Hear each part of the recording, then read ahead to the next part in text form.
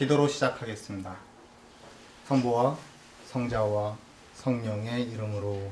아멘. 하늘에 계신 우리 아버지, 아버지의 이름이 거룩히 빛나시며 아버지의 나라가 오시며 아버지의 뜻이 하늘에서와 같이 땅에서도 이루어지소서.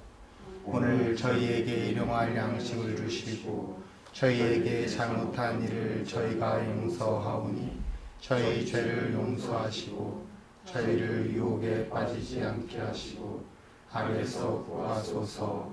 아멘. 우리의 도움이신 마리아님, 저희를 위하여 기도하옵소서. 성부와 성자와 성령의 이름으로. 아멘. 아멘. 예, 지금부터 4월 강의 살레시오 성 프란치스코 디 살레스의 생애와 영성, 강의를 맡은 박성재 엠마누엘입니다.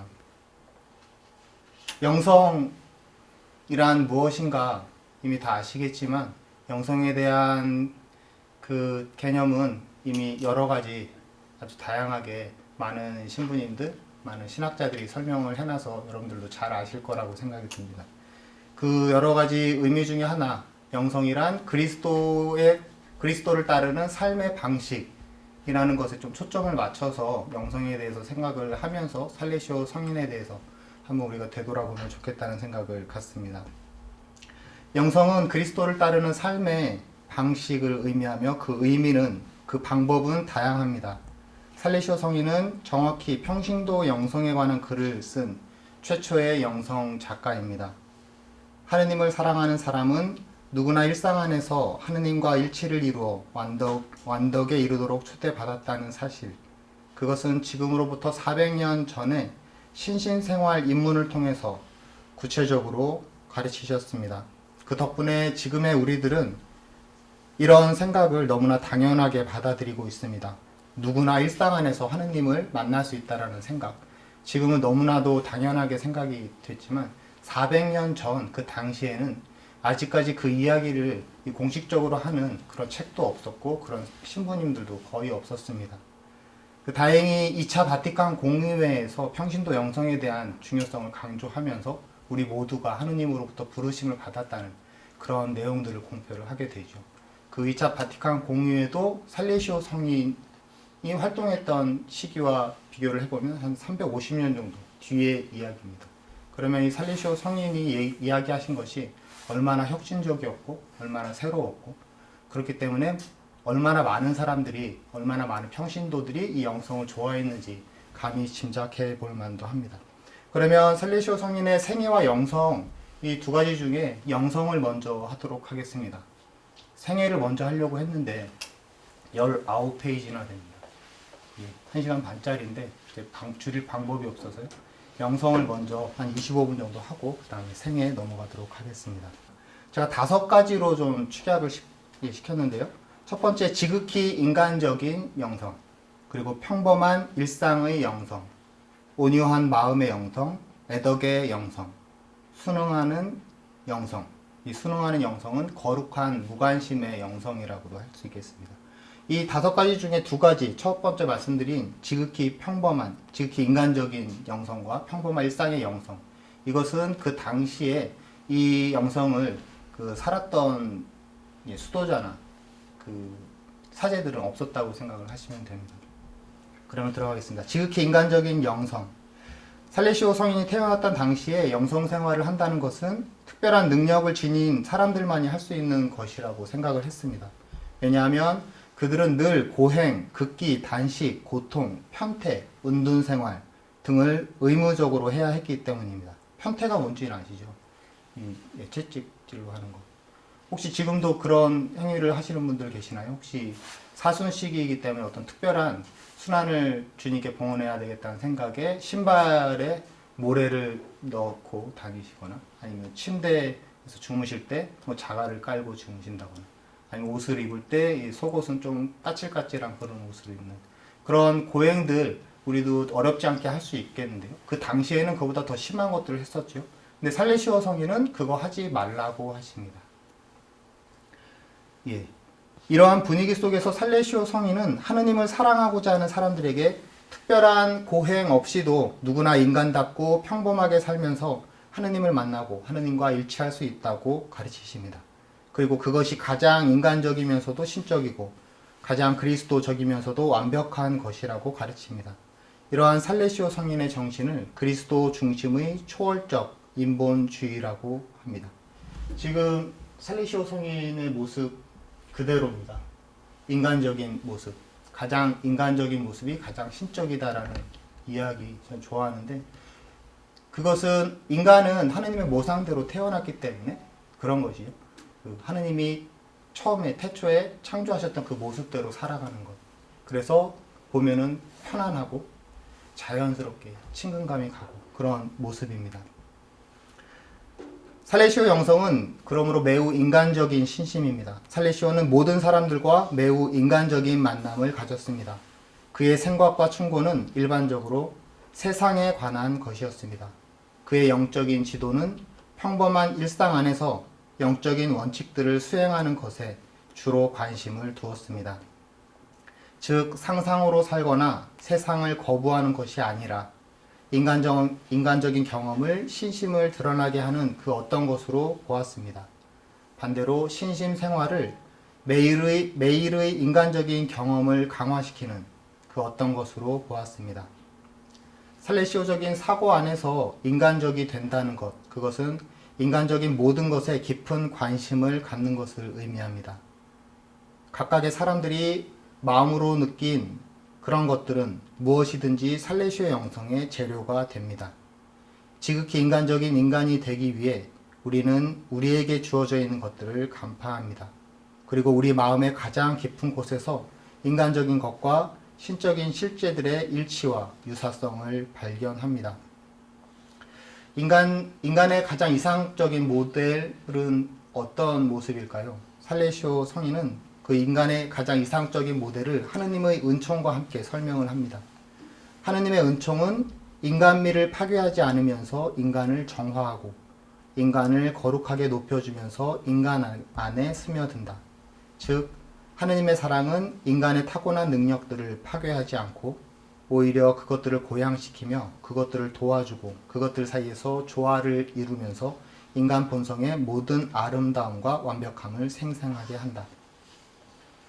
결국 인간은 하느님의 사랑 안에서 가장 인간다워지며 가장 완전하게 됩니다.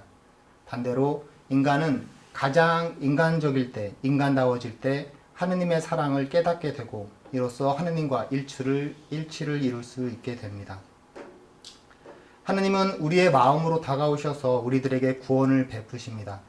게다가 우리가 구원에 참여하도록 우리들 각자에게 충분한 은총을 주십니다. 그리고 우리가 당신과 친밀한 친교회로 다가오기를 간절히 바라십니다. 신해로운 2권 8장에 나오는 살레시오 성인이 묘사한 하느님의 모습입니다. 하느님은 우리가 당신을 사랑하기를 얼마나 열망하고 계신지 모릅니다. 하느님은 우리에게 당신을 사랑하도록 허락하시고 그 자격을 주셨습니다. 또한 하느님은 우리에게 당신을 사랑하려는 자연적인 경향을 주셨습니다. 그리하여 우리는 하느님을 사랑하기를 열망합니다. 이처럼 살레시오의 영성은 하느님의 사랑을 통해서 인간을 가장 인간답게 만드는 영성이라고 할 수 있습니다. 두 번째, 평범한 일상 안에서의 영성. 살레시오 성인은 종교적인 경험을 더 이상 세상 밖에서 찾지 않았습니다. 어떠한 특별한 장소에서 찾지 않았습니다. 대신 일반 사회의 가치들과 함께 시끄러운 시장과 집안일 등의 평범한 활동에서 하느님을 만났습니다. 즉, 바쁘고 시끄러운 삶 안에서도 하느님의 목소리와 뜻에 대한 참된 식별을 할 수 있습니다.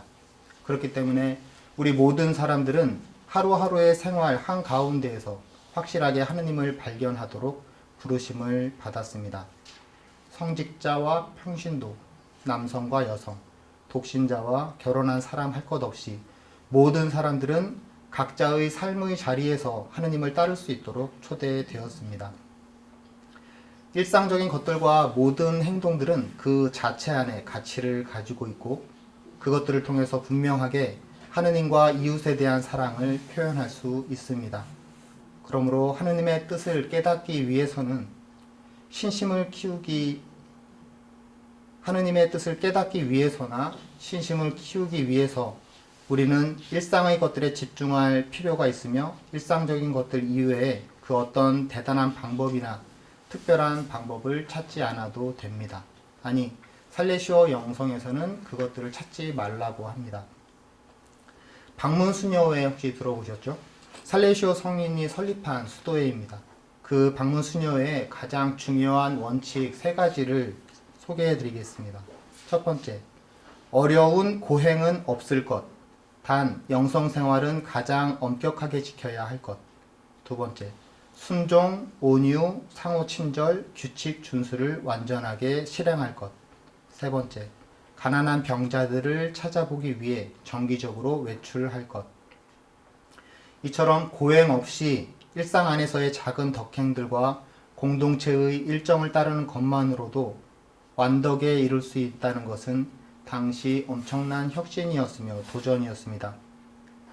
당시 다른 모든 수도원에서는 이러저러한 고행과 극기가 매일같이 진행되고 있던가 아니면 그러한 규율이 이미 깨져버려 의미 없이 살아가던가 하는 상황 속에서 하느님을 사랑하고자 하는 여인들이 이 방문수녀회에 모여 얼마나 기쁘게 생활했을지 짐작이 가고도 남습니다. 이처럼 살레시오의 영성은 일상의 평범한 행위들 안에서 하느님을 체험하는 영성입니다. 2가지 기억나시죠? 너무나 평범한 인간적인 영성, 그리고 그 평범한 안에서 일상 안에서 그 평범한 인간적으로 평범한 일상 안에서 인간다운 그런 삶 속에서의 하느님을 찾는 것. 그 2가지 다음에 이어지는 것이 온유한 마음의 영성입니다. 온유함의 성인 하면은 바로 나오는 분이 바로 살레시오 성인이죠. 살레시오 성인이 예수님에 관해 가장 좋아하는 성경 구절은 나는 마음이 온유하고 겸손하니 내 멍에를 메고 나에게 배워라 라는 마테오복음 11장 29절의 말씀이었습니다. 이는 온유함의 성인으로 잘 알려진 살레시오와 너무 잘 어울리는 구절입니다. 그러나 그가 지닌 온유함은 타고난 것이 아니었습니다. 그가 주교로 생활하던 어느 날 그는 이런 표현을 했습니다. 나는 내 과격한 성격을 극복하는데 20년이나 걸렸습니다. 이런 예를 보더라도 살레시오 성인은 그때그때마다 마음이 온유하고 겸손하신 예수님을 생각하면서 자신의 불같은 성격을 잠재우려고 노력했을 것이 틀림없습니다. 그는 모든 이에게 언제나 온유하고 친절한 자세로 도움을 주었습니다. 결국 그가 지니고 있던 약점을 뛰어넘어 모든 이들이 인정할 정도의 온유함을 지니게 된 것입니다. 살레시오 성인의 온유한 태도나 말의 온화한 방식, 그가 다른 사람들을 지도할 때의 직관적인 기술은 사회적인 기교가 아니었습니다. 그것은 예수님이 어떤 분인지에 대한 깨달음에서 오는 본질적인 것이었습니다. 살레시오 성인이 편지 안에서 즐겨 썼던 첫 인사말이 있습니다. 프랑스 말로 vive 제수, 이탈리아 말로는 비바 제수, 우리말로 번역을 하면은 이 사는데 예수님과 함께 사는 것. 그래서 예수님과 함께 살다. 근데 비바 빠빠 하잖아요. 예수님 만세 하는데 그것은 내가 정말 존경하고 사랑하는 분이 있기 때문에 만세를 부르면서 그분과 함께 평생 살겠다는 그런 의미죠. 결국 예수님을 살아가는 것, 예수님과 함께 살아가는 것, 예수님 만세. 예수님이 나의 모든 것이 돼서 함께 살자라는 그런 초대의 인사말을 살레시오 성인은 편지 안에서 드러냈습니다. 예수님과 함께 산다는 것은 마음에 그분의 이름을 새기는 것입니다. 온유하고 겸손하신 예수님께 자신을 일치시킴으로써 모든 것을 발전시키는 것입니다. 또한 독특한 살레시오 전통에 속하는 것으로 온유함이라는 단어가 있습니다. 우리말로 번역해서 온유함인데 이탈리아 말로 하면 돌체짜, 이것을 사전으로 찾아보면은 달콤함, 온유함, 우아함, 부드러움, 유연함, 친절함 등의 다양한 의미가 있습니다. 우리나라 정처럼 이 한 의미로 해석할 수 없는 그런 단어들이 있잖아요. 뭐 아모레볼레자, 돌체자 여러 가지 단어들이 있는데요. 어쨌거나 온유함과 따뜻함, 예, 친절함, 달콤함 그런 것들. 그 단어가 살레시오 전통 속에서 아주 계속 내려오는 살레시오 성인을 대표하는 그런 단어라고 할 수 있습니다. 이것은 복음에서 예수님께서 무거운 짐을 진 사람의 짐을 가볍게 해주겠다는 것과 일치하는 것입니다. 부드러운 사랑으로 모든 것을 가볍게 해주겠다는 의미. 이 단어는 우리 모든 일상의 상황 안에서 특별히 가장 어려운 상황 속에서 드러나는 것이며 사람들의 모든 행동의 기초가 되는 것입니다. 이처럼 온유한 마음이 드러나는 때는 바로 타인과의 관계 안에서입니다. 그러니 살레시오 영성은 일상 안에서 혼자 갖는 기도의 시간뿐만이 아니라 두 사람 사이에서 그러한 관계 안에서 온유한 마음으로 예수님을 살아계시도록 하는 것입니다. 나아가 살레시오 영성은 자신의 주변에 불편한 상황이나 사람들이 있을 때 그것을 배제한 곳에서 하느님을 바라보는 것이 아니라 그것을 통해서 그리고 그 사람들과 함께 분명하게 하느님을 발견하는 것입니다. 살레시오 성인은 말합니다.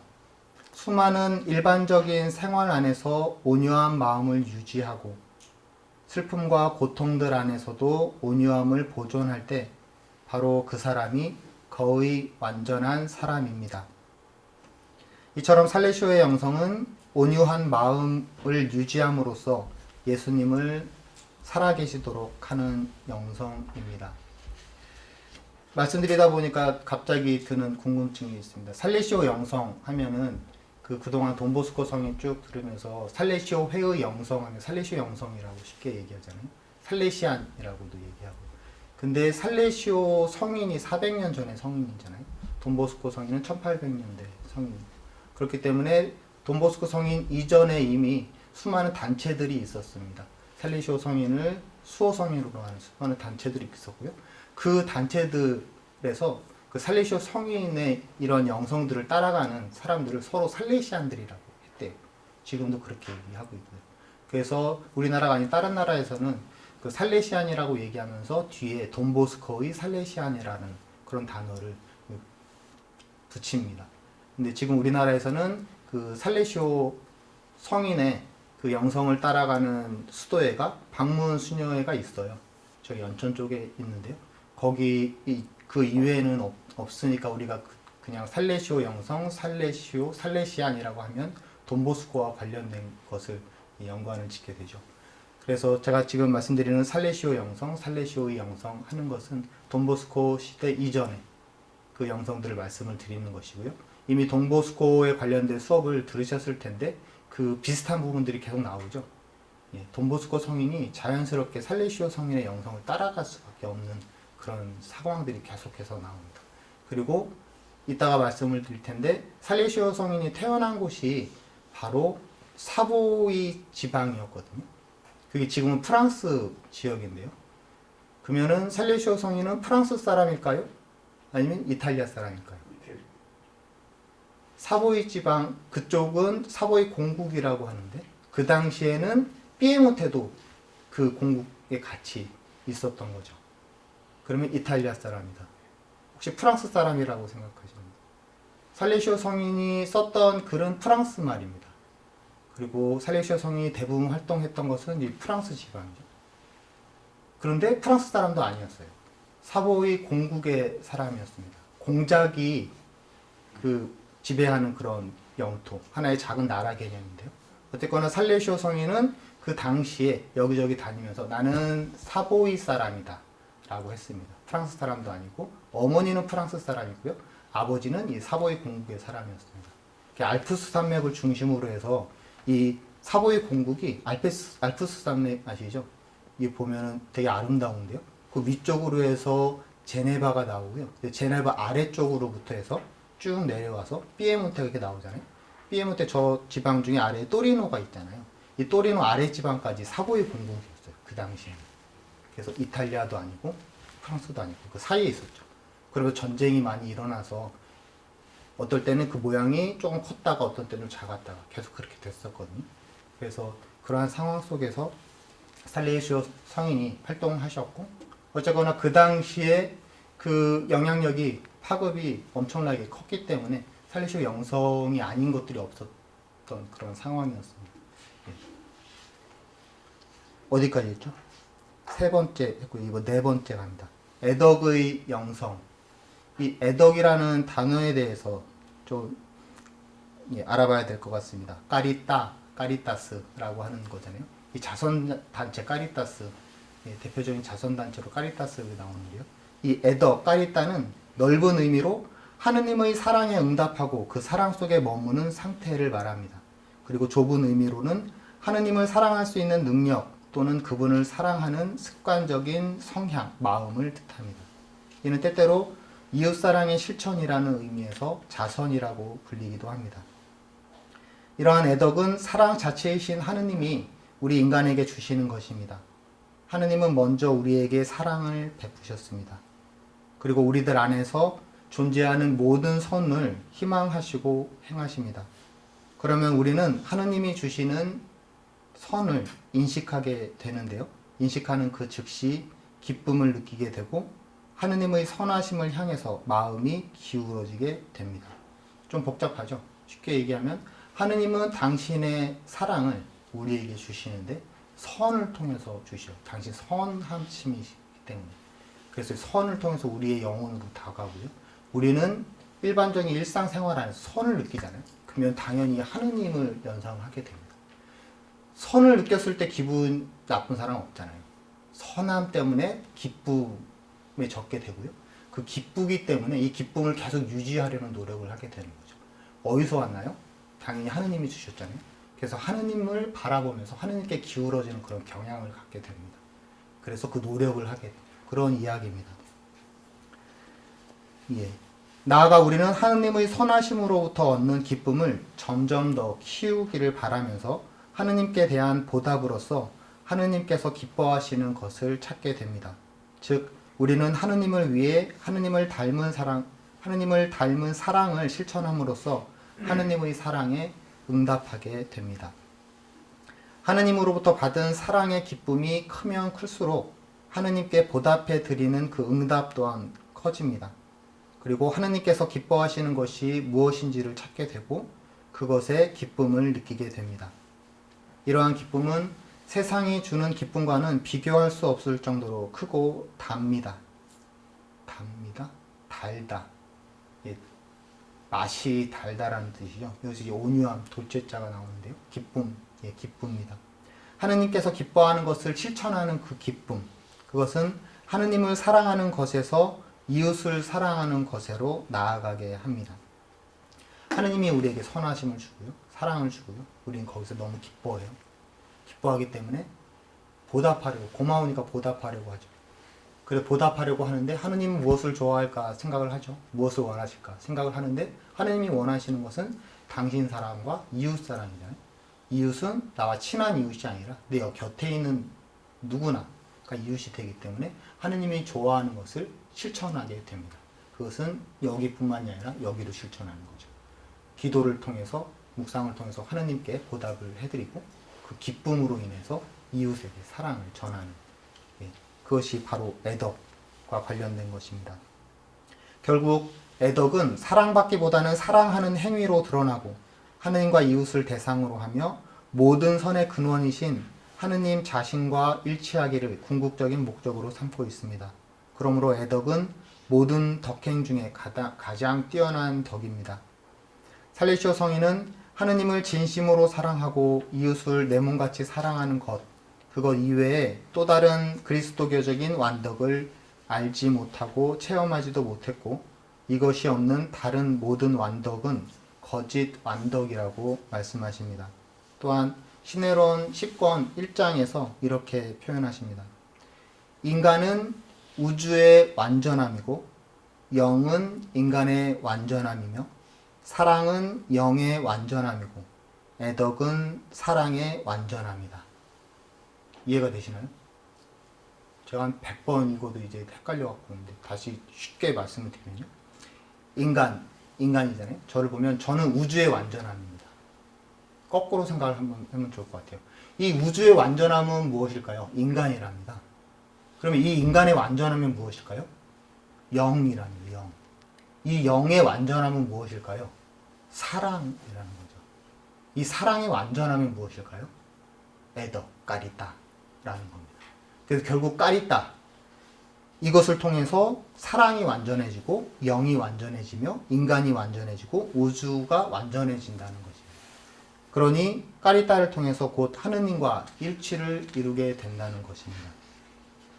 방문수녀의 말씀드렸는데요. 이 방문수녀에는 하느님과의 커다란 내적인 친교를 이루며 애덕의 삶을 사는 그런 공동체입니다. 살레시오 전집 25권에 이런 내용이 나옵니다. 이 수도에는 다른 수도애들처럼 확고한 유대들이나 많은 고행들을 가지고 있지 않기 때문에 애덕에 대한 열정과 개인적인 깊은 결심이 이를 대신하며 회원이나 서원 내용이 그 자리를 대신해야 한다. 그러므로 이 수도의 안에서 애덕이 완전한 유대라고 말씀하신 바오로 사도의 말씀을 깨달아야 할 것이다. 라고 살레시오 성인이 말씀하십니다. 살레시오 성인에 따르면 하느님이 주신 그 사랑으로 우리의 영혼이 기쁨으로 충만해지는데요. 그 충만해지는 것을 은총이라고 합니다. 그 은총으로 인해서 우리가 선을 행하도록 노력하게 되는데요. 그것을 바로 애덕, 까리따라고 합니다. 그리고 그 애덕으로 우리가 생활 속에서 열심히, 자주, 그리고 즉각적으로, 자연스럽게 이 선을 행하게 될 때 이를 신심이라고 합니다. 결국 애덕을 하루에 한 번 실천했다고 이게 신심은 아닌 거죠. 우리가 신심이 깊다라고 얘기하는 것이 단순한 그 성당 안에서 기도하는 그 모습이 아니라요. 일상 안에서 실천하는 그 보여지는 너무나 이 사랑으로 가득 차서 기쁨으로 가득 차서 그냥 드러나게 되는 그 습관 안에 있는 그런 선함, 그 애덕, 그것을 바로 신심이라고 합니다. 이러한 개념과 함께 살레시오 성인은 영성 생활을 하는 우리들의 신심에 경종을 울립니다. 사람들은 각자 자신의 취향대로 신심을 그리는 경우가 있는데 우리는 어떠합니까? 마음속에 미움이 가득 차 있어도 금식만 지키면 신심이 깊어지는 줄 아는 것은 아닌가? 음식 절제를 중요하게 여겨 입에 들어가는 것들을 조심하면서도 남을 비방하거나 모함하며 자신의 혀를 다른 사람들의 피로 적시는 것을 신경 쓰지 않고 있지는 않은가? 매일 많은 기도를 하는 것을 신심이라고 하면서 같은 혀로 가족이나 이웃들에게 분노와 교만과 멸시의 말을 서슴지 않고 있지는 않은가? 가난한 사람들에게는 기쁘게 주머니를 풀어서 돈을 주지만 원수를 용서하기 위해서는 마음에서 온유함을 주기를 꺼리지는 않는가? 원수를 용서한다고 하면서도 빚을 갚을 형편이 못 되는 채무자에게 악착같이 빚을 받아내려고 하지는 않는가? 이러한 사람들은 세상에서는 신심 깊은 사람으로 통할지 모르겠지만 사실은 그렇지 않다. 결국 살레시오의 영성은 하느님의 사랑에 기뻐하면서 하느님께 보답을 드리기 위해 하느님과 이웃에 대한 사랑의 실천으로 드러나는 그러한 애덕의 영성이라고 할 수 있습니다. 마지막으로 5번째, 순응하는 영성, 무관심한 영성. 여기서 무관심한은 부정적으로 들어가는 뜻은 아니고요. 그 앞에 거룩한 무관심이라는 거룩하다는 그 단어를 넣으시면 조금 이해하기 쉬우실 겁니다. 하느님의 사랑은 우리 인간에게 기쁨과 만족을 줍니다. 이는 우리 인간이 하느님께 더욱 가깝게 가게 하는 주요한 원동력이 됩니다. 그러므로 하느님의 사랑 안에서 진정으로 만족하고 기뻐하는 사람은 누구나 충실하게 하느님이 기뻐하시기를 원하면서 하느님을 기쁘게 해드리기 위해 하느님께 순응하기를 원합니다. 즉, 내가 원하는 대로가 아닌 하느님이 원하시는 것에 자신을 일치시키기를 원합니다. 이를 살레시오 성인은 순응하는 사랑이라고 표현합니다. 그런데 하느님이 기뻐하시는 것에 대한 식별은 항상 단순한 문제가 아닙니다. 살레시오 성인에게 있어서 하느님이 기뻐하시는 뜻을 찾아야 할 곳은 특별히 우리가 하느님의 뜻으로 받아들이기 힘든 내적, 외적 고통스러운 상황들이나 사건들 안에서라고 말씀하십니다. 여기서 살리시오는 하느님께서 모든 사건들을 일어나게 하신다고 말씀하시는 것이 아닙니다. 그것이 아니라 무엇이든지 어떤 면에서 하느님의 섭리 안에 있다는 것입니다. 어떤 어려운 상황에 닥쳤을 때 우리는 이것은 하느님의 뜻이고 다른 것은 하느님의 뜻이 아니다 라고 말하는 것이 아니라 그러한 상황 속에서 함께 현존하시는 하느님의 섭리에 더욱 순응해야 한다는 것입니다. 살레시오 성인이 자주 인용했던 말이 있습니다. 아무것도 청하지 말고 아무것도 거절하지 마라. 이 말에서 하느님께 대한 순응하는 사랑이 어떠한 것인지 그 의미를 찾아볼 수 있습니다. 그것은 특별한 결과를 바라거나 현재 겪어야 하는 것을 거절하는 것이 아니라 하느님을 기쁘게 해드리는 것에만 집중하고 그 이외의 나머지 것들은 그저 놔두는 것을 의미합니다. 이는 거룩한 무관심, 산타 인디페렌자라고 하는 거룩한 무관심이라는 단어와도 일맥상통한다고 할 수 있습니다. 이냐시오 성인이 말씀을 하셨고요. 살레시오 성인도 이 산타 인디페렌자에 대해서 많은 부분을 할애했습니다. 거룩한 무관심. 이해를 돕기 위해서 하나 예를 들려드리도록 하겠습니다. 단체로 어느 중국집에 갔습니다. 각자가 먹고 싶은 음식을 시키려고 할 때 꼭 누군가는 아무거나 라고 이야기하는 사람이 있습니다. 그런데 잘 보면 그는 특별히 좋아하는 무언가가 없을 수도 있습니다. 그런데 또 다른 가능성이 있습니다.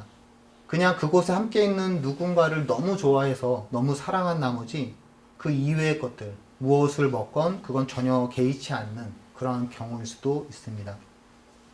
하느님에 대한 사랑 때문에 나머지는 뭐든 상관없다는 것. 하느님에 대한 사랑 때문에 하느님이 원하시는 것만을 식별 선택하고 그로 인해서 내가 손해를 보게 되더라도 전혀 상관없는 그러한 무관심을 순응하는 사랑이라고 부를 수 있습니다. 하느님에 대한 경험은 세상 한가운데 있으며 우리는 세상의 혼잡함이나 소음이나 충돌 안에서 우리 인간에게 선택의 자유를 주시는 하느님을 발견합니다. 선택할 수 있는 인간, 자유로운 의지를 가지고 있는 인간. 우리 인간은 이 자유로운 선택으로서 하느님의 은총에 협력할 수 있고 그 선택이 하느님을 기쁘게 해드리는 뜻에 순응하는 방향으로 설정될 때 인간은 그것으로 인해서 주어지는 하느님의 기쁨, 영원한 기쁨을 누릴 수 있는 것입니다. 결국 살레시오 영성은 하느님이 기뻐하시는 뜻을 따르기 위해서 자신의 의지를 버리는 거룩한 무관심의 자세를 갖는 그러한 순응하는 영성이라고 할 수 있습니다. 네, 모두가 살레시오 성인과 관련되었고요. 모두가 돈보스코 성인과 관련되었죠. 예, 이것이 5가지의 프란치스코 살레시오의 영성이라고 할 수 있습니다. 그래서 이러한 영성들 때문에 살레시오 성인은 온유함의 성인이라고 하고요. 그리고 사랑에 대한 그 책 신내론 읽어보셨는지 모르겠습니다. 하느님의 사랑에 대한 논문, 대논문이거든요. 그래서 그 신내론과 하느님을 사랑하는 그 모습들 때문에 교회 안에서는 살레시오 성인을 교회의 박사, 애덕의 박사, 하느님의 사랑의 박사라는 칭호를 붙입니다. 자, 그러면 지금 시간이 40분, 10분 남았습니다. 10분 동안 19장의 프란치스코 살레시오 성인의 생애를 간략하게 말씀드리도록 하겠습니다. 시대적인 배경, 16세기 후반, 언제 태어났는지는 아시죠? 1567년도에 태어났습니다. 16세기 후반 유럽 대륙은 피로 물들어진 전쟁의 시대였습니다. 프랑스는 8차례 종교 전쟁이 벌어졌고요. 국가 대 국가의 전쟁, 왕과 왕자들의 전쟁, 그리고 개신교는 로마 가톨릭에 대항하고 농민들은 지배자에 대항하고 개혁가들은 사회 근본을 흔들어내고 있었습니다. 반면 트렌토 공회에서의 가톨릭적인 통합은 로마 교회의 힘을 불어넣었고 이냐시오 로욜라, 아빌라의 데레사, 십자가의 요한, 필리포 네리 등과 같은 성인들은 교회 안에 새로운 바람을 불러일으켰습니다. 이러한 배경 속에서 살레시오 성인이 태어났습니다. 태어난 곳은 사보이 지방, 그 당시 공국이라고 표현했고요. 정치적으로 전쟁 많이 했던 그런 상황이었기 때문에 분쟁과 협상이 상당히 많았겠죠. 그리고 그 사이에 살레시오 성인이 있습니다. 살레시오 성인이 전공한 것이 무엇인지 들으셨죠? 예, 법학 박사였습니다. 변호사, 누구보다 뛰어난 언변 실력뿐만이 아니라 법적인 조예가 깊었죠. 그리고 신학 박사였습니다. 그래서 나중에 주교가 되는데요. 주교가 되면서 당연히 도움의 요청을 많이 받게 되겠죠. 그리고 그 도움의 요청들은 대부분 이 정치적인 것과도 관련되어 있습니다. 왜냐하면 그 당시는 종교와 정치의 대결이라고도 할 수 있었거든요. 교회가 힘이 좀 더 세졌을 때는 정치적으로 어느 정도 손을 뻗칠 수 있었고, 정치를 쥐고 있는 그 권력들이 셌을 때는 교회의 세력까지도 바꿔놓는 그런 상황들이 있었습니다. 실제로 살레시오 성인이 살았던 그 시대에도 왕이 추기경을 임명을 할 수 있어요. 이 꼬마가 추기경인 경우도 있어요. 그리고 수도원을 쉽게 지을 수 있고요. 주교를 선출을 하고요. 그리고 왕의 허락을 받지 않으면 추기경도 될 수 없고, 그래서 같이 가는 거죠. 같이. 그리고 견제 세력이라고 볼 수 있습니다. 어쨌거나 이런 아주 복잡한 사회 상황 속에서 살레시오 성인이 사보이 공국에서 태어납니다. 살레시오 성인의 생애를 총 5단계로 나누어서 말씀을 드렸는데요. 처음 보면은 그 교과 과정이 우리나라랑 달라서 그 100% 비교가 되진 않겠지만 이해력을 돕기 위해서 간단히 말씀드리면, 첫 번째 단계는 초등학교 나이대까지의 단계고, 두 번째는 이제 중학교, 고등학교, 대학교 이제 학부 4년제 학부까지의 그 단계이고요. 세 번째 단계는 대학원 단계이고, 네 번째 단계는 대학원에서 박사학위 딴 다음에 돌아왔을 때 그 사제가 되는 그 과정들, 그리고 마지막은 사제가 되어서 활동하는 그 과정들, 이 5단계로 구분을 했습니다. 그러면 첫 번째, 그 어렸을 때, 태어났을 때의 모습을 잠깐 말씀을 드리면요. 아버지, 어머니 당연히 그 가톨릭 집안 귀족 가문이었고요. 아버지는 사보이 공국, 살레드살이라는 그 성이 있었어요. 그 이외에 여러 가지 성이 있었는데, 어쨌거나 그 시골 마을이라고 할 수 있죠. 파리 입장에서 보면은 거기 사보이 공국은 시골 마을인데 그 경치가 너무 아름다운 곳에서 영주로 있었습니다. 반면 어머니는 그 옆에 지방의 프랑스 지역인데요. 여기에 귀족 가문이죠. 대대로 내려오는. 샤를 대제의 후손이라는 얘기까지 그 소문으로 들릴 정도로 대단한 가문의 집안의 딸이었습니다. 아버지가 30살 정도 되었을 때, 아버지가 35, 30살 차이 났거든요. 아버지가 35이었을 때, 이 딸이 5이었겠네. 이쪽 엄마가. 어쨌거나 살레시오 성인이 태어났을 때 어머니의 나이가 15살이었습니다. 제가 지금 나이 말씀드리는 건 만 나이입니다. 생일 딱 돼야지 만 되는 그런 만 나이입니다. 어쨌거나 어머니가 15살 때 아이를 낳았는데 그 전에 이미 혼인식을 하죠. 아주 어렸을 때. 귀족 집안은 그렇게 하잖아요. 우리도 옛날처럼. 근데 이 남자 아버지의 나이가 더 들기 전에 혼인식을 한 거죠, 먼저. 그래서 혼인식을 해놓고 엄마가 나이가 조금 더 들고 이제 결혼한 나이 되었을 때, 살림을 할 수 있는 나이가 되었을 때 같이 살게 됩니다. 드살이라는 성에서 같이 살게 되었는데요. 그 나이가 대충 13살 때, 엄마가 13살 때 정도에 이제 오게 됩니다. 그리고 엄마는 당연히 그 당시에는 아이를 낳는 것이 첫 번째였어요. 아이를 낳고, 그리고 그 재정을 관리하는, 성을 관리하는 것이 어머니가 해야 될 의무였습니다. 너무나 신앙적으로 잘 커왔습니다. 그렇기 때문에 그 나이에 결혼을 해서 그 성 안에 들어왔었어도 커다란 문제 없이, 물론 부담은 가졌지만 커다란 문제 없이 그 안에서 하인들이 40명 넘게 있었대요. 하인들과 함께 기도도 하고, 그리고 기도하면서 이런저런 재정 관련된 것들 관리를 잘했다고 합니다.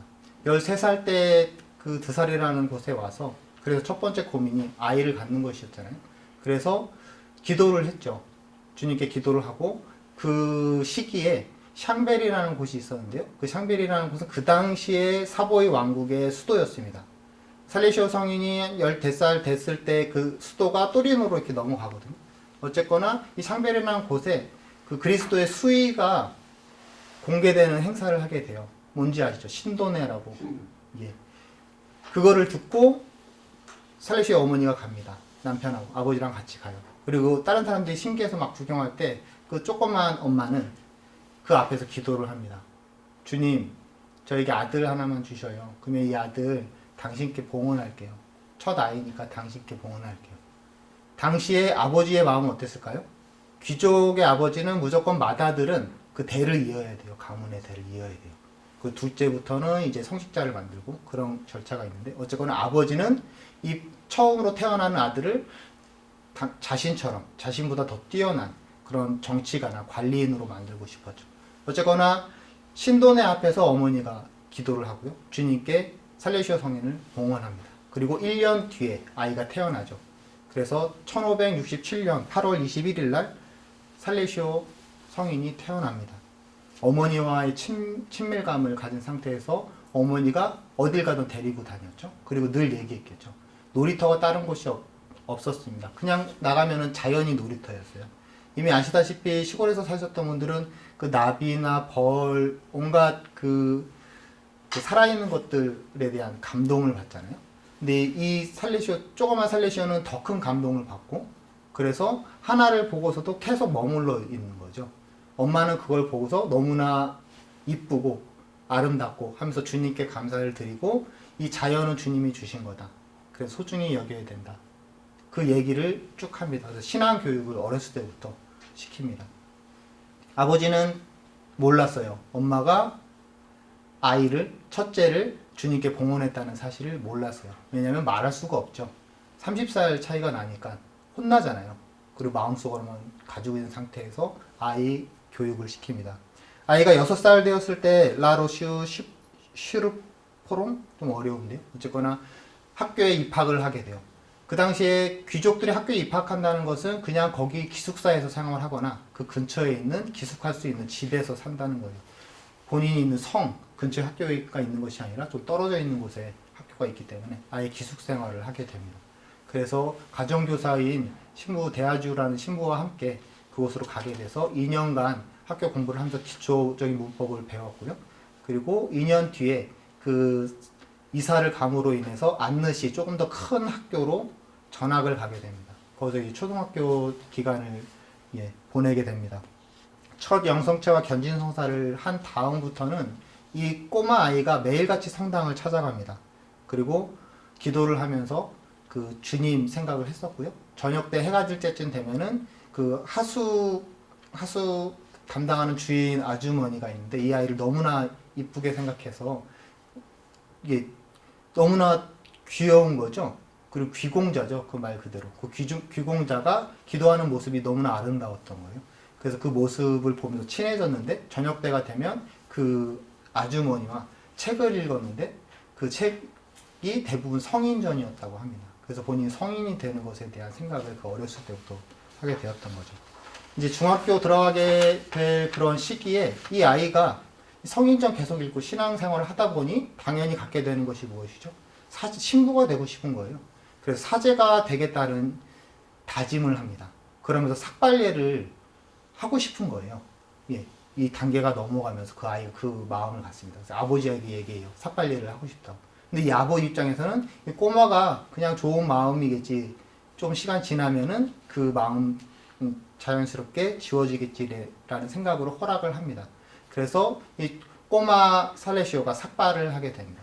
이 삭발을 하고 얼마 지나지 않아서 아버지가 파리에 있는 중학교로 보내게 됩니다. 왜냐하면 가장 큰 곳이잖아요. 가장 좋은 학교들이 몰려있는 곳이 바로 프랑스에 있는 파리였기 때문에 파리로 보냅니다. 그런데 처음 갔던 아버지가 지정했던 그 학교에 가보니 유행에 너무 민감한 거예요. 학생들이 유행을 쫓아가고 유행에 너무 민감하다 보니까 본인이 겁이 나는 거예요. 물들겠다라는 생각이 들었던 거죠. 그래서 어머니에게 바로 쫓아가서 이야기를 하면 도와달라고. 그래서 어머니가 그 아버지와 잘 얘기를 해서 학교를 바꾸게 됩니다. 예수회가 운영하는 클레르몽이라는 학교인데요. 중고등학교, 이제 대학교 학부까지 쭉 있는 그런 학교입니다. 거기서 10년 동안 예수회 그 신부님들, 선생님들이 운영하는 학교에서 공부를 하게 됩니다. 당연히 모범생이었고요. 공부를 정말 잘했습니다.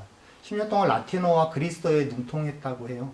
일리아드 혹시 아시는지 모르겠습니다. 고전 그리스어잖아요. 거기에 15,000 그 식구가 있는데 그걸 다 외웠대요. 통달했대요. 15,000개나 되는 식구를 18개월 동안.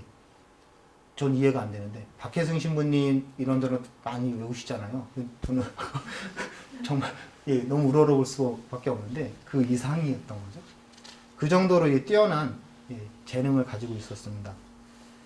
거기에서 철학, 수학, 천문학, 기하학, 음악, 자연사, 물리학, 화학, 성의상학 등의 다양한 인문계 분야의 그런 학문들을 전부 이수를 했고요. 그래서 학사 과정을 마칩니다.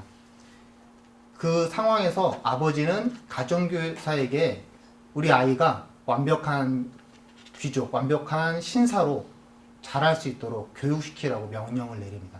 이 대아주라는 그 가정교사가 그래서 이 꼬마 살레시오가 학교 갔다가 돌아오는 그 짬 있잖아요. 그 짬을 쪼개서 그런 교육들을 합니다. 이 펜싱, 창 쓰는 방법이나 댄스 춤추는 방법이나 그리고 말 타는 승마 같은 것들을 가르쳐주고 예절 교육을 하게 됩니다. 살레시오는 어렸을 때부터 매우 순종적인 아이였기 때문에 가정교사가 아무리 힘든 것을 시켜도 다 따라하게 되죠. 다 소화하게 됩니다.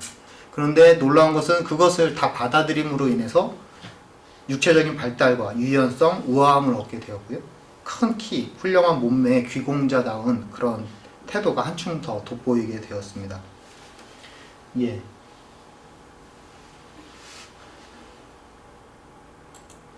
어머니이고요. 아버지.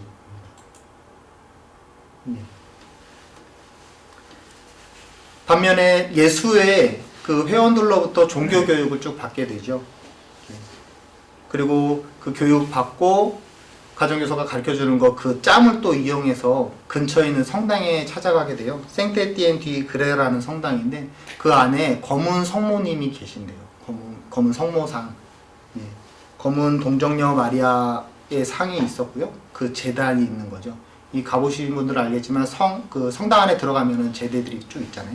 그 제대마다 있는 그 이름들이 있는데 어쨌거나 즐겨서 검은 성모 마리아 앞에 가서 기도를 수시로 가서 했답니다. 그런 상황에서 18살 때 아주 특별한 체험을 하게 됩니다. 칼뱅의 운명 예정설이라고 있습니다. 운명 결정 지어졌다는 거죠. 내가 어떤 것을 하건 천국에 갈 사람은 천국에 가고 지옥에 갈 사람은 지옥에 간다라는 거예요. 이거는 당시 본인이 토론 중에 이것을 공부를 하면서 갑자기 빠지게 된 것인데요. 내가 지옥에 가면 어떡하지? 내가 이렇게 노력했는데도 불구하고 어렸을 때부터 어머니와 함께 하느님의 사랑을 받고 드리고 그 친교가 정말 잘 되어 있는 상황 속에서 갑자기 지옥에 가면 어떡하지라는 고민을 하게 됩니다. 대부분 지옥에 가면 어떡하지라는 고민을 하면서 고통을 생각하잖아요. 그 육체적인 고통? 잘 모르겠지만 그 정말 그런 것을 생각을 한다면 살레시오는 그 어렸을 때부터 그런 고통이 아니라요. 내가 하느님을 사랑하지 못하면 어떡하지? 라는 고민을 하게 됩니다. 하느님과의 친교가 얼마나 잘 이어졌는지 지옥 갔을 때 고민은 다른 것이 아니라 하느님이 없어서 하느님을 사랑하지 못하면 어떡하지라는 고민을 하게 됩니다. 그 고통, 괴로움이 정말로 컸고요. 그러던 어느 날 본인이 이 성당에 찾아갑니다. 검은 성모님 앞에서 무릎 꿇고 기도를 하면서 하느님의 자비를 청했고요. 성모님의 도우심을 청했고. 근데 그 순간 갑자기 마음이 평온해지는 그런 체험을 하게 됩니다. 그리고 자신을 덮고 있는 검은 구름들이 그 비늘처럼 다 떨어져 나가는 체험을 하게 됩니다. 그때 정결서원을 합니다. 정결서원을 하고 나의 모든 생활, 남은 모든 여생을 주님께 바치겠다는 약속을 합니다. 아버지는 좋아했을까요? 아니죠. 아버지가 첫째에게 기대하는 것이 있잖아요. 그래서 얘기는 못하지만 스스로는 하느님과 그런 약속을 합니다. 그 운명 예정설에 대한 그 체험과 함께 운명 정해져 있는 거 아니라 하느님은 무한히 자비로우시고 사랑하시는 분이시기 때문에 우리가 노력하면 하느님은 우리를 어여삐 여겨주시고 그리고 우리가 기쁨 속에서 하느님을 사랑하면은 우리는 구원받을 수 있다는 그 살레시안적인 낙천주의의 뿌리가 됩니다.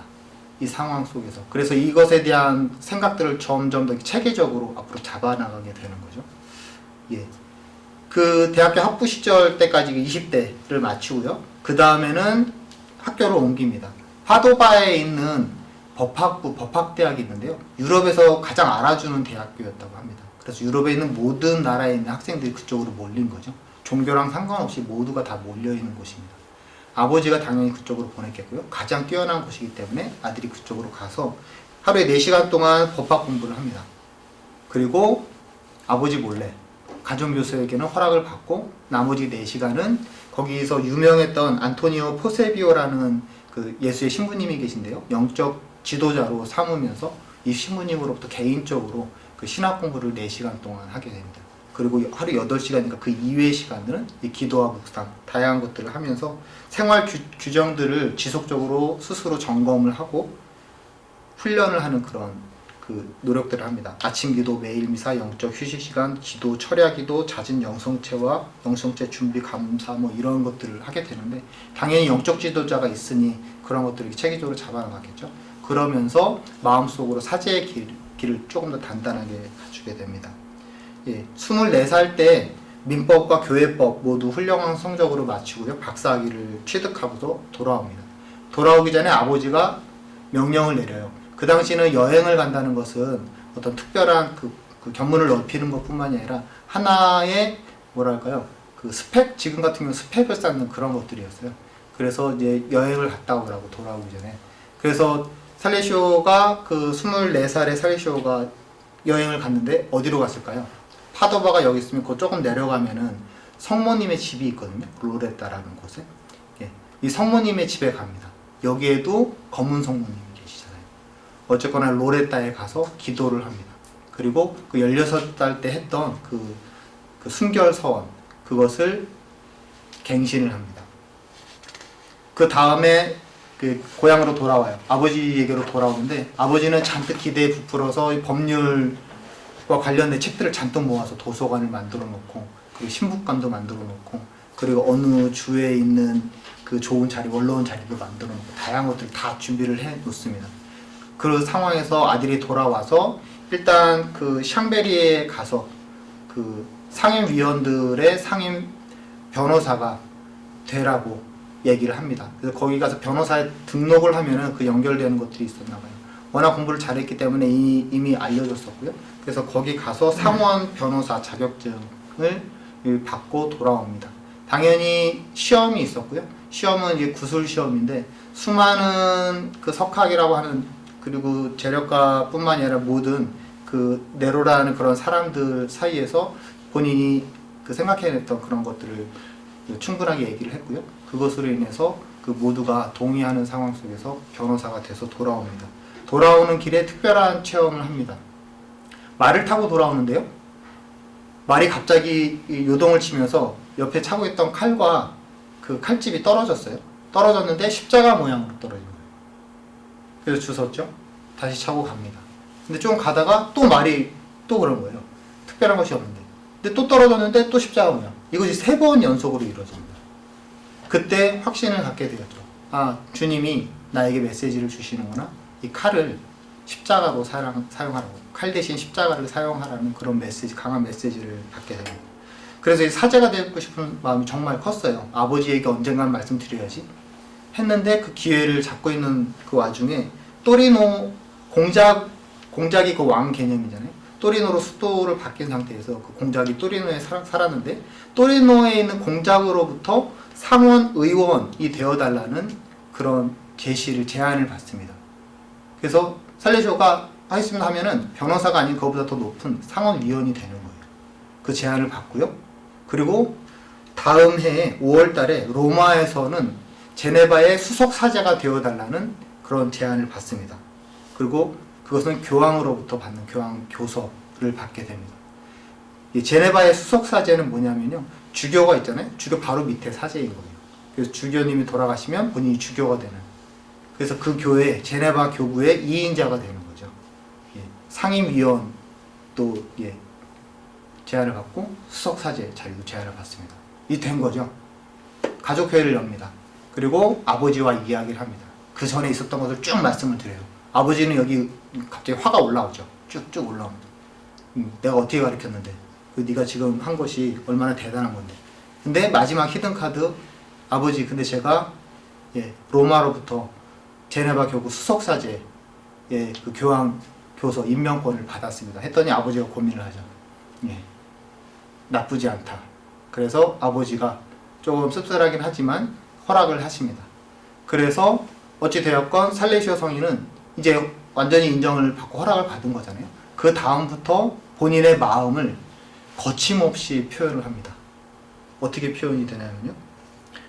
회의가 그 로마로부터 그 교황의 교서를 받은 게 5월 7일이고요. 받고 나서 이틀 뒤인 5월 9일 날 아버지 가족회의를 해서 아버지께 말씀을 드리고 허락을 받습니다. 그리고 바로 그 다음 날 5월 10일 날 안느시에 있는 대성당에 가서 성직자로서의 착복식을 가져요. 예. 수순은 그대로 밟는 거죠. 이미 사제가 될 수 있는 자격은 다 됐죠. 지금은 신학교에서 그 교과 과정이 있잖아요. 근데 그 당시에는 그런 교과 과정이 없었고 그 각자 자격을 스스로 갖추면 되는 건데 그 파도바에서 그 유명했던 예수의 신부로부터 4시간씩 받았잖아요. 이미 충분히 된 거죠. 그래서 그 착복식을 받고요. 그리고 12월 18일 날 사제가 됩니다. 그리고 며칠 뒤에 수석 사제직에 취임을 합니다. 이제 교회 2인자가 된 거죠. 수많은 일들을 하게 됩니다. 사목 활동을 하면서 필요에 따라서 그 법률적인 지식을 활용을 합니다. 이것이 정말 큰 도움이 돼요. 그런데 죄송합니다. 지금 시간이 네 얼마나 더 할 수 있나요? 끝내겠습니다. 조금만 더 하겠습니다. 네, 한 10장 남았는데요. 10장을 하시면 너무 좀 그럴 것 같고요. 이게 정리를 좀 해주셔서 예. 그 중요한 것만 네, 말씀드리겠습니다. 정리를 좀 결론을 이렇게 예, 뵙겠습니다. 5분 안에 마치겠습니다. 네. 사제가 되었습니다. 이제 본격적으로 가는데요. 이 능력을 발휘를 해야 되는 거예요. 근데 그 타이밍이 딱 맞았던 게 샤블레라는 지방이 있는데요. 어떨 때는 천주교에서 그걸 점령을 하고요. 개신교에서 점령하고 천주교, 개신교 했다가 개신교에서 점령을 한 지 60년이 지난 상황에 그 지방이 있습니다. 샤블레를 이 사바 공작이 점령을 해요. 그래서 주교한테 보내달라고 해요. 사제를. 보내줄 수가 없어요. 아무도 지원을 안 하니까. 여기 가면 죽는 거죠. 왜냐하면 여기 있는 사람들이 언제 다시 개신교가 와갖고 점령할지 모르니까. 거기는 죽고 죽이는 것이 비일비재했었기 때문에. 당시 그 신부가 된 지 1년도 안 된 살레시오가 그 요청을 받아들입니다. 그리고 그곳에 가게 되고요. 4년 동안 노력을 하면서 거기 있는 모든 사람들을 신자로 바꿉니다. 그 전에는 전쟁을 통해서 그 가장 뛰어난 가장 높은 곳에 있는 사람이 그 종교를 바꾸잖아요. 개종을 하면 그 밑에는 자연스럽게 다 바꾸게 되었어요. 왜냐하면 죽을래 살래 하니까 칼 들이대니까. 근데 살레시오 성인은 그거 없이 그대로 어떠한 그 무력 행사 없이 한 명씩 찾아가면서 모두를 개종을 시킵니다. 그 개종시킨 방법 중에 하나가 바로 그 유인물을 나눠주는 건데요. 그 매일같이 본인이 얘기했던 것을 쓰고요. 그것을 벽에 붙이고 그것을 사람 집집마다 돌아다니면서 넣습니다. 예. 주위에 있는 감시하는 사람들이 정말 많았던 그런 상황 속에서 천주교의 호감은 있는데 궁금한데 그걸 답을 줄 수 없는 그런 상황 속에서 살레시오 성인이 집집마다 집어넣는 거죠. 그 집안에서 이렇게 보면서 무언가 그 개신교에서 얘기하는 잘못된 것들, 허점들을 채워놓는 거죠. 살레시오 성인. 그러면서 사람들의 마음이 바뀝니다. 예. 그래서 결국 4년 안에 그 과정을 거치게 되고요. 그것으로 인해서 살레시오 성인이 더욱더 인정을 받게 되는 거죠. 예. 인정을 받으면서 이제 주교 자리까지 올라가게 돼요. 그리고 본인이 원한 것이 아니라 원래 있는 그 주교님이 그 추천을 해요. 추천을 하고 교황님 허락만 받으면 되는 그런 상황 속에서 살레시오에게 얘기를 합니다. 내가 죽으면 네가 하라고. 예. 그런 상태에서 주교님이 돌아가시고요. 주교가 됩니다. 주교가 되면서 아까 말씀드렸듯이 그 교섭과 협상, 그 중재하는 그런 역할들을 교회 안에서도 하고 그리고 교회 밖에 그 프랑스와 사보이 왕국과의 그 전쟁 그 안에서의 교섭 작용도 쭉 합니다. 그래서 그러면서 수많은 사람들을 개종을 시키고요. 강론을 하면서 설교를 하면서 그리고 논쟁을 하면서 그 수많은 개신교들의 궁금증을 다 해결을 해주면서 목사들 변호사들 할 것 없이 다 바꿉니다. 처음에 샤블레 지방에 있는 사람들 다 바꿨잖아요. 근데 이제는 여기저기 다니면서 바꿉니다. 어디에 초대를 받으면 거기에서 유명한 사람이 왔으니 뛰어난 사람이 왔으니 어떻게 해요? 초대를 하잖아요. 각 수도원에서 강의해달라고 초대를 하고 그러면 거기 가서 다 해주면서 그 수도의 개혁에도 많은 영향을 끼쳤고요. 그리고 그 안에 있는 사람들의 그 신심을 불태웠습니다. 그 신심의 내용들은 신신생활 입문 말씀드렸던 아까 그 5가지의 영성 내용들을 쭉쭉 얘기를 했죠. 그러면서 수도에 들어가고 싶었는데 못 들어갔던 사람들 있잖아요. 좀 몸이 약하던가 상황이 안 되는 사람들에게 희망을 줍니다. 성모 방문회라는 것을 만들어서 본인이 가지고 있었던 그런 이상들, 영성들을 그 방문회를 만들면서 그 수녀님들에게 그대로 그 적용을 시켜서 그 사람들이 전부 하느님께로 갈 수 있는 그 방법을 열어줍니다. 결국 살리쇼 성인하면 그 어딜 가던 편지를 주고받는 관계의 사람들이 생겨요. 워낙에 인간적으로 뛰어났던 분이라 누가 어떤 도움을 요청하면 다 들어주고요. 이야기하자면 다 해주는 그런 상황 속에서 가장 먼저 만났던 사람들은 그 지역의 가장 유지들이나 가장 높은 사람들이 초대해서 갔죠. 주교니까. 그러면서 그 사람들을 바꾸고 하면서 그 다른 지역으로 갈 때는 편지로서 이렇게 주고받고요. 그리고 프랑스에 갔을 때는 프랑스 왕궁에 있는 성전에서도 강론을 하면서 그 앙리 3세나 앙리 4세 그 왕의 신뢰를 또 받으면서 그 많은 사람들의 그 신앙을 그 영적 지도를 하게 됩니다. 그러한 영향들을 통해서 그 교회 안에서의 개혁의 바람을 불러일으켰습니다. 그리고 교회 안에서 이 평신도의 위상을 높였다고 볼 수 있죠. 그리고 교회 안에서 하느님의 자리를 아예 바닥으로 낮췄다고 볼 수 있죠. 모든 이에게 하느님을 만날 수 있는 그런 방법을 열어주었다고 했습니다. 이것이 살리쇼 성인의 가장 큰 역할이라고 할 수 있겠고요. 살리쇼 성인은 1622년도에 돌아가셨습니다. 워낙에 도움을 요청하는 사람들이 많아서 그 사이사이마다 썼던 신심생활 입문 말고 시네론이라는 책을 썼긴 했지만 그 도움을 요청하는 사람들이 많아서 여기저기 이렇게 불려다녔어요. 예. 특히 이제 그 공작이나 왕이 필요해서 불렀을 때는 글로 가서 있으면서 그쪽에서 필요한 사람들에게 개혁을 하고 도움을 줬는데 그것으로 인해서 수많은 편지들이 있습니다. 살리쇼 성인과 관련된 살리쇼 성인이 쓴 글들을 다 모아서 27권의 전집을 만들었습니다. 그 중에 살리쇼 성인이 책으로 만든 거는 신신생활 입문 그거 하나고요. 아니 시네론 이거 하나고요. 신신생활 입문부터 해서 나머지 것들 전부 편지나 그 강론 관련된 것들을 모아서 이제 한 거거든요. 예, 그렇습니다. 예. 이것으로 살레시오 성인의 생애와 영성을 마치도록 하겠습니다. 혹시 질문 없으시죠? 네, 너무 길게 해서 죄송하고요. 네, 마침 기도로 마치겠습니다. 영광이 성부와 성자와 성령께 처음과 같이 이제와 항상 영원히 아멘. 신자들의 도우미신 마리아님 저희를 위하여 빌어주소서. 성부와 성자와 성령